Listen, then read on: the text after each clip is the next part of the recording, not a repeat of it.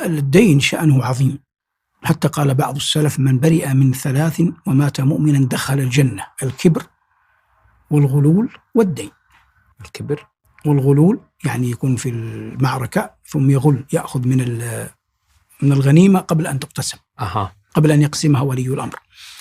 والدين، والنبي عليه الصلاة والسلام حذر منه، لأن حقوق الناس مبنية على المشاحة، ليست كحقوق الله المبنية على المسامحة. لكن فلنقع في صلب القضية.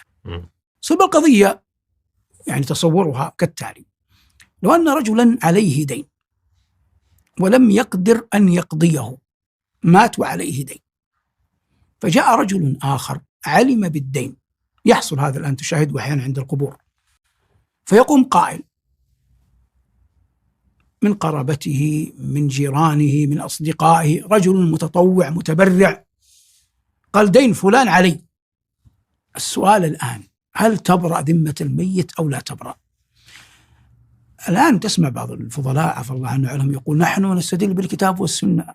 كل المسلمين يستدلون بالكتاب والسنة، لكن الحديث قد يكون واحدا وتختلف النظرة إليه، فلا تسفه آراء علماء الأمة. سنأتي بالخبر. الخبر حديث جابر، حديث صحيح.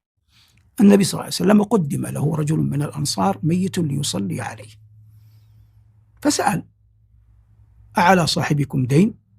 قالوا: نعم يا رسول الله، عليه ديناران. تأخر، قال: صلوا على صاحبكم. قام أبو قتادة رضي الله عنه وأرضاه فقال: يا رسول الله، هما علي، أي الدينارين. فقال عليه الصلاة والسلام: وجب حقهما على الغريم وبرئ منهما الميت؟ قال: نعم. فصلى عليه. هذا الحديث. ثم في اليوم التالي لقي النبي عليه الصلاة والسلام أبا قتادة، قال له: ما فعل الديناران؟ قال: يا رسول الله، إنما دفناه بالأمس، يعني لتو الموضوع لما بعد كما تقول العامة. فقال فسكت صلى الله عليه وسلم. بعدها بأيام لقيه: ما فعل الديناران؟ قال: قضيتهما يا رسول الله. قال: الآن بردت عليه جلده. الآن بردت عليه جلده.